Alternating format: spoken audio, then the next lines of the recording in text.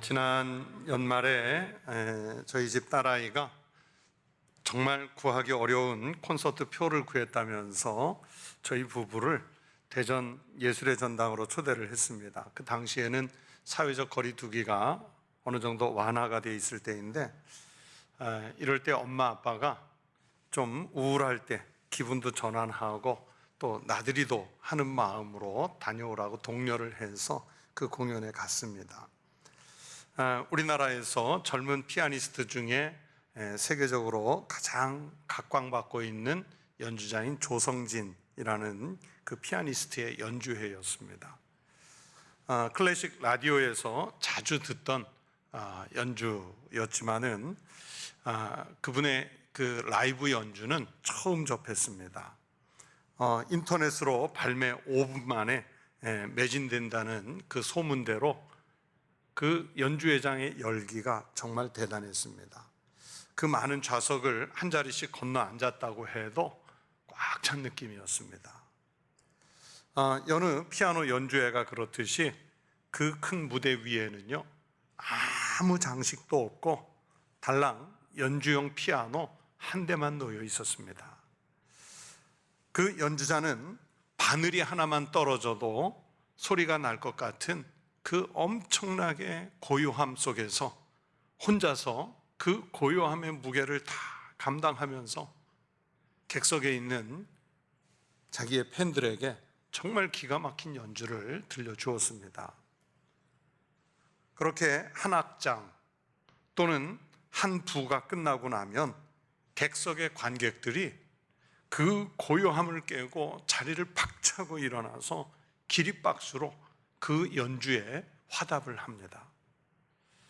앵콜 연주 4곡까지 무려 2시간 넘게 모든 관객을 그의 연주에 몰입하게 만드는 아주 감동적인 연주회였습니다.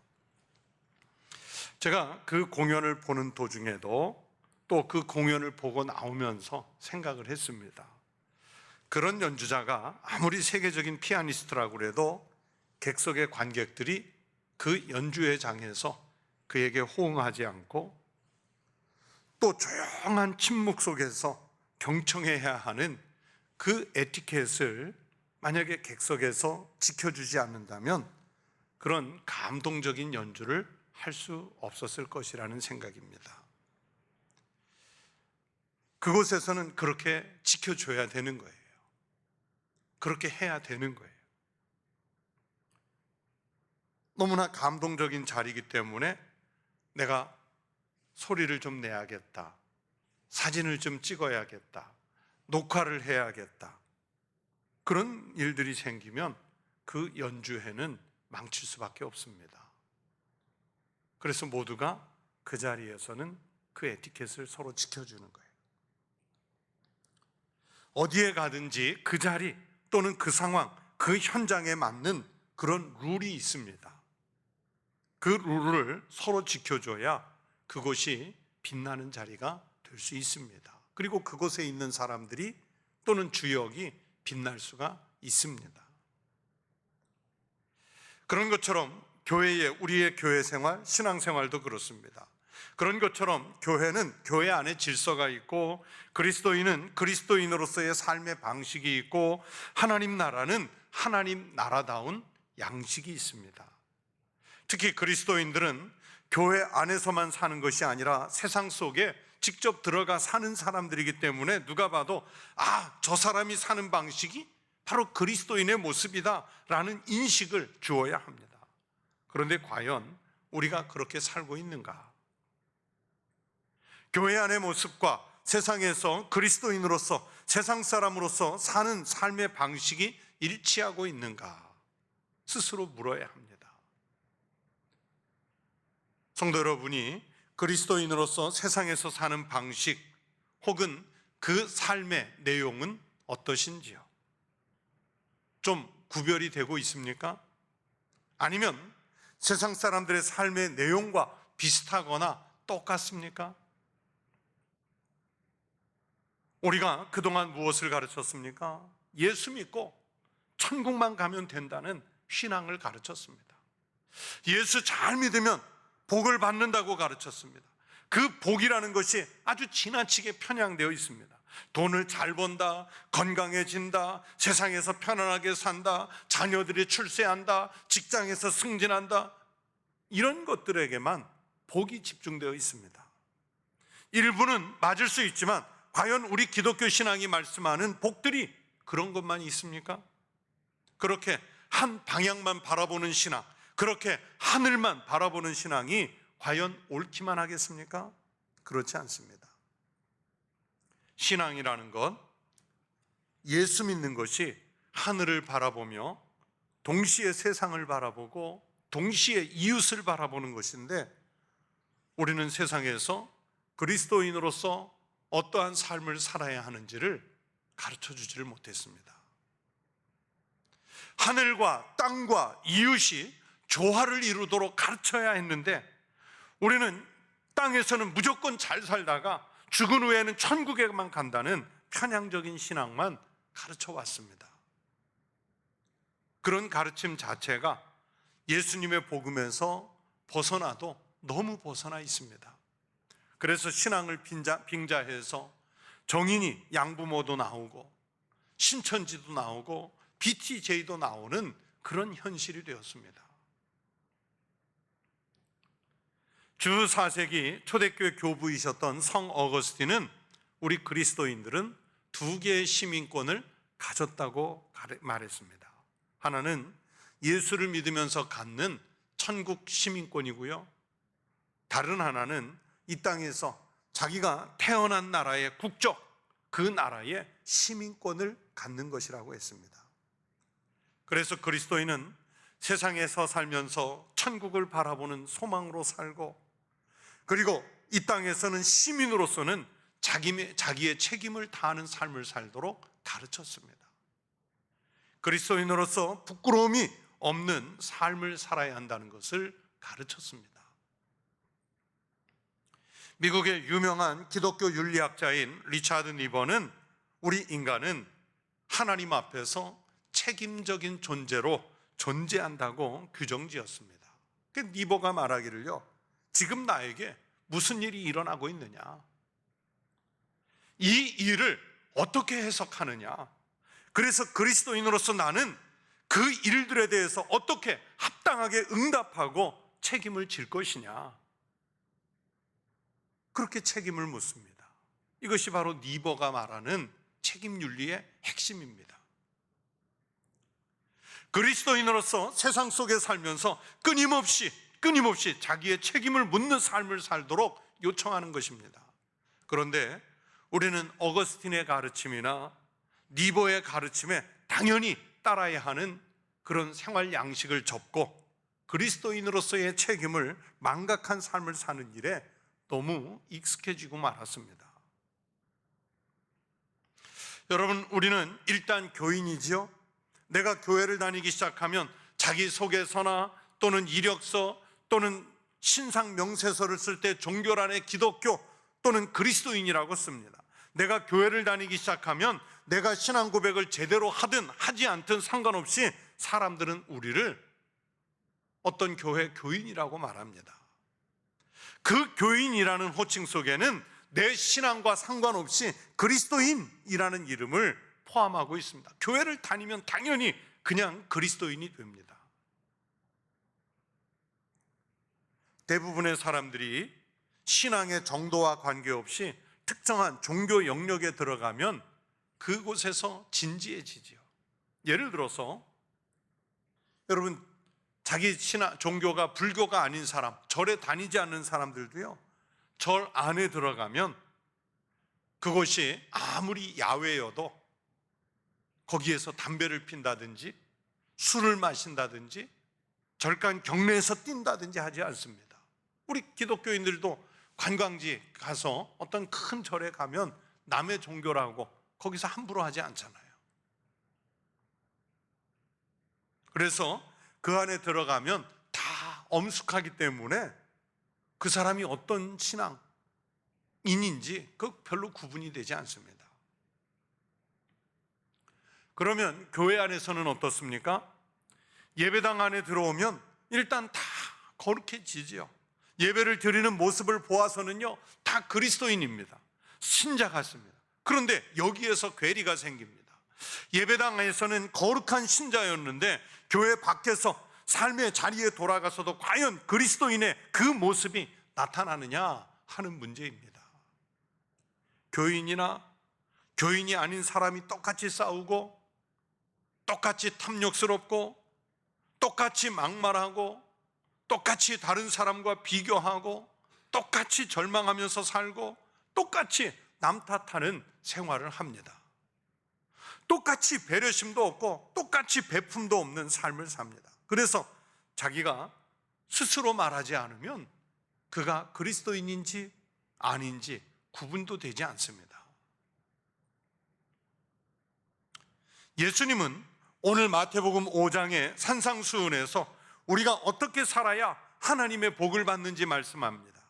오늘 본문 앞에 마태복음 5장 3절부터 12절 말씀은요, 우리가 잘 아는 산상수훈의 팔복의 말씀이지요. 이 팔복 말씀 후에 오늘 본문인 13절부터 16절까지의 말씀이 주어졌습니다. 미국 피츠버그 신학대학교의 더글라스 헤어 교수님이라는 분은 이 본문 말씀을 주석하면서 너희는 세상의 소금이다, 너희는 세상의 빛이다 할 때 그 너희가 5장 11절 12절에 너희와 같다고 해석을 했습니다. 나로 말미암아 너희를 욕하고 박해하고 거짓으로 너희를 거슬러 모든 악한 말을 할 때에는 너희에게 복이 있나니 기뻐하고 즐거워하라. 하늘에서 너희의 상이 큼이라. 너희 전에 있던 선지자들도 이같이 박해하였느니라. 이 말씀 속의 너희와 오늘 본문 속의 너희가 같은 거예요. 그러니까 예수님을 믿는 신앙 때문에 박해를 받는 그 사람들이 바로 너희고, 하늘에서 받는, 박해로 인해서 받는 그 상이 진짜 복이라는 거예요. 감리교 신학대학의 조경철 교수님도 비슷한 분석을 합니다. 오늘 이 본문 속의 너희는 11절 12절에 등장하는 세상에서 박해를 받고 있는 제자들이라고 하였습니다. 제자들이 저절로 소금이 되고 저절로 빛이 되는 것이 아니라 예수님으로부터 천국 백성으로 부름을 받는 순간 소금이 되고 빛이 되었다고 해석했습니다. 이것이 제자의 본질이고 세상에서 사는 그리스도인의 사명의 본질이 여기에서 나오는 것이라는 설명입니다. 그런데 만약 천국 백성이 되는 이 본질에서 나오지 않는 교인, 이 본질에서 나오지 않는 사명은 거짓된 것이라고 그렇게 설명을 합니다. 저는요, 신학자들의 이런 해석에 적극적으로 동의합니다. 맞습니다. 정말로 맞습니다. 그런데 우리가 소금과 빛으로 사는 터전인 세상은 어떤 곳이냐도 알아야 하지 않겠습니까? 13절에서 너희는 세상의 소금이니 말씀하셨고 14절에서도 너희는 세상의 빛이라 말씀하셨습니다. 그런데 이 두 개의 세상, 13절의 세상과 14절의 세상이 약간 차이가 있습니다. 헬라어 원문으로 13절의 세상은 땅을 말하는 것이고 14절의 세상은 우리가 보통 인식하고 있는 일반 세상을 말합니다. 여러분, 기독교 신앙에서 땅과 세상은 부정적인 경우가 많습니다. 왜냐하면 신앙적이지 않은 영역, 하나님 나라 밖에 그 영역을 말하는 경우가 많기 때문입니다. 이 본문 속의 세상은 그래서 11절과 연결해서 보면 예수님과 제자들을 박해하는 어둡고 썩은 세상, 하나님 없이 사는 사람들이 사는 그 세상을 말합니다. 하나님을 적대시하는 사람들이 살고 있는 그 세상을 말합니다. 그런데 오늘 본문에서 예수님은 바로 그런 세상, 즉 하나님을 적대시하는 세상 한가운데에서 제자로서, 그리스도인으로서 우리가 소금의 역할을 하며 빛의 사명을 감당하며 살아야 할 것을 말씀하신 것입니다.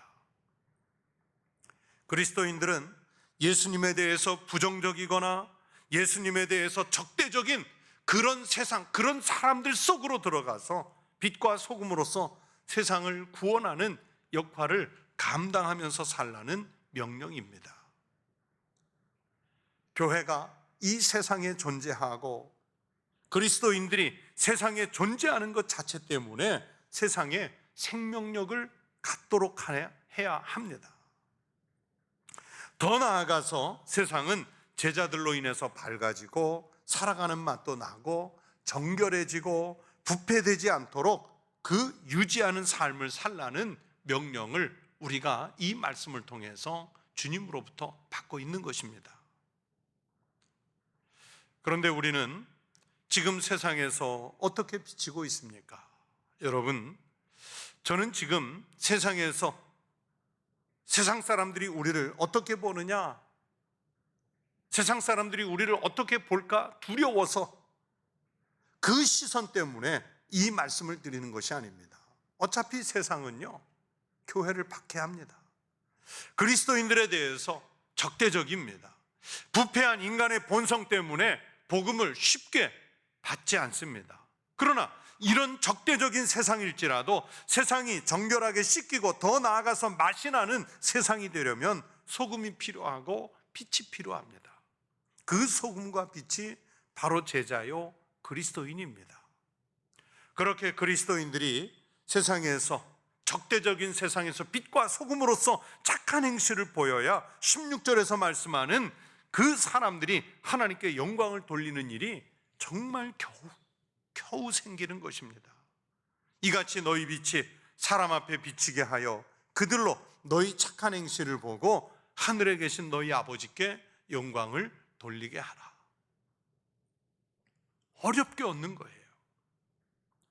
세상에는 소금과 빛이 있어도 되고 없어도 되는 것이 아니라 반드시 있어야 하는 것처럼 교회가 그렇고 그리스도인이 그렇습니다.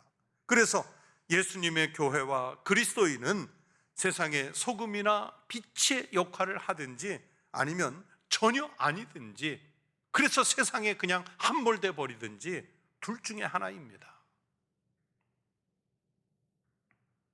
현대의 그리스도인들은 오늘까지 교회를 다니면서 교회 안에서 빛이 되고 교회 안에서 소금이 되는 사명에 대해서는 정말 많이 배워왔습니다. 하지만 세상에서 그리스도인이 되고 세상 속에 교회가 되는 사명에 대해서는 소홀했습니다. 잘 가르치지 않았다는 얘기예요.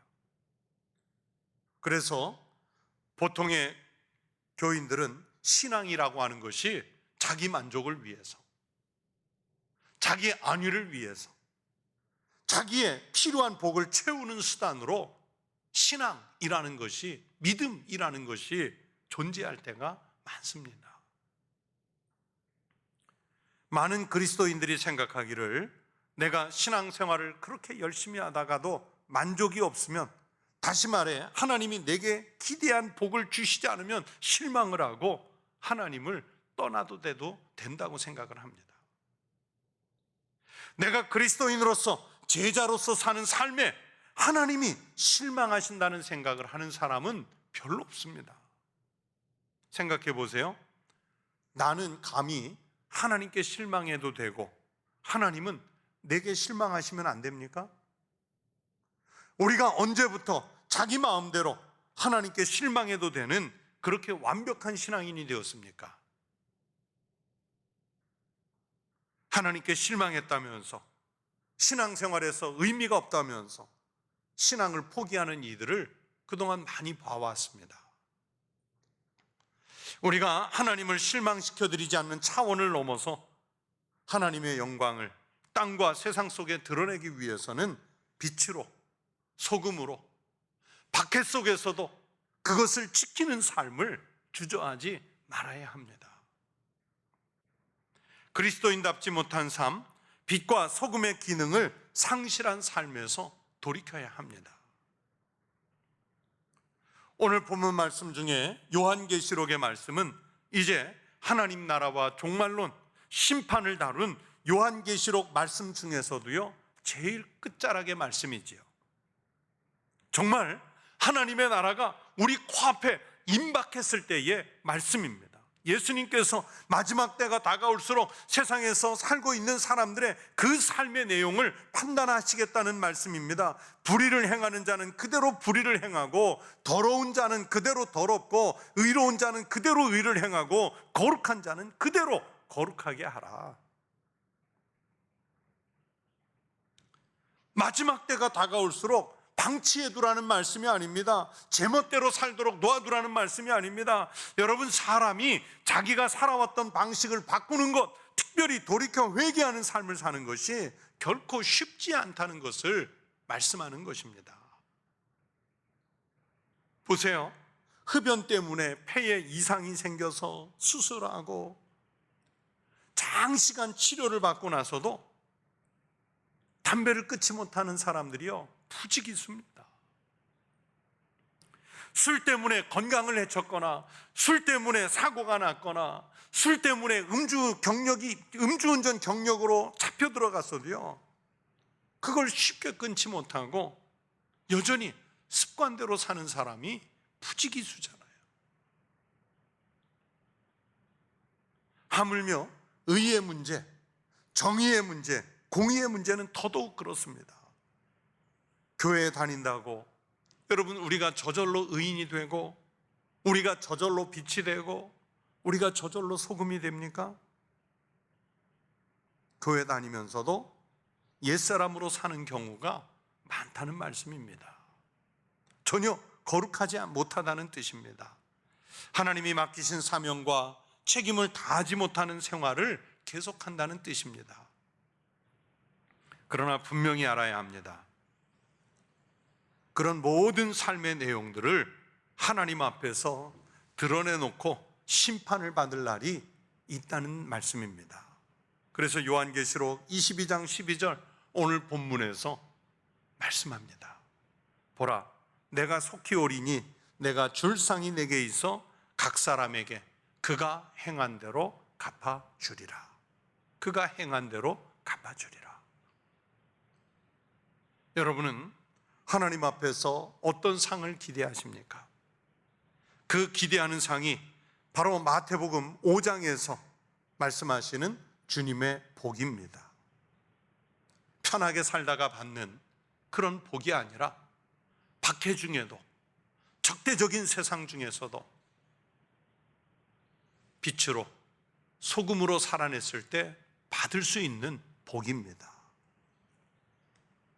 우리 성도들이 각각 살아가는 삶의 내용과 방법은 달라도 성숙한 그리스도인으로서, 거룩한 백성으로서 사시기를 축원합니다. 그래서 마지막 때에 주님이 행한 대로 갚으실 때 하늘의 상이 크시기를 주의 이름으로 축원합니다.